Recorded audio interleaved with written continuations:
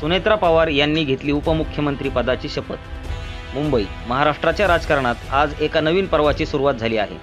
राष्ट्रवादी काँग्रेसच्या नेत्या सुनेत्रा पवार यांनी आज राज्याच्या उपमुख्यमंत्री पदाची शपथ घेतली। एका विशेष सोहळ्यात राज्यपाल आचार्य देवव्रत यांनी त्यांना पद आणि गोपनीयतेची शपथ दिली। लोकनेते स्वर्गवासी अजितदादा पवार यांच्या आकस्मिक निधनानंतर रिक्त झालेल्या जागेवर सुनेत्रा पवार यांची नियुक्ती करण्यात आली आहे। विशेष म्हणजे महाराष्ट्राच्या इतिहासातील त्या पहिल्या महिला उपमुख्यमंत्री ठरल्या आहेत। राष्ट्रवादी काँग्रेसच्या अजित पवार गट विधिमंडळ पक्षाच्या नेतेपदी सुनेत्रा पवार यांची एकमताने निवड करण्यात आली।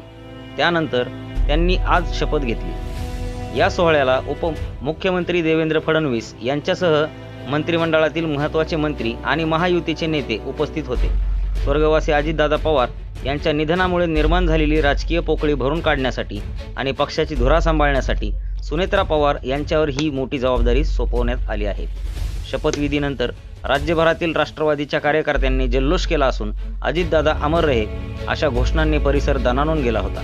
दादांच्या विकासाचा वारसा पुढे नेण्यासाठी आणि महाराष्ट्राच्या हितासाठी मी कटिबद्ध आहे, अशी प्रतिक्रिया सुनेत्रा पवार यांनी शपथविधीनंतर व्यक्त केली। सुनेत्रा अजित पवार गांभीर्यपूर्वक प्रतिज्ञा करते की कायद्याद्वारे स्थापित झाले आहे अशा भारताच्या संविधानाबद्दल मी खरी श्रद्धा व निष्ठा बाळगीन। मी भारताची सार्वभौमता व एकात्मता उन्नत राखीन। मी महाराष्ट्र राज्याची उपमुख्यमंत्री म्हणून माझी कामे निष्ठापूर्वक व सद्विवेक बुद्धीने पार पाडेन आणि संविधान व कायदा यानुसार सर्व तऱ्हेच्या लोकांना मी गांभीर्यपणे व निपक्षपातीपणे तसेच कोणाच्याही विषयी ममत्वभाव किंवा आकस न बाळगता न्याय वागणूक देईन।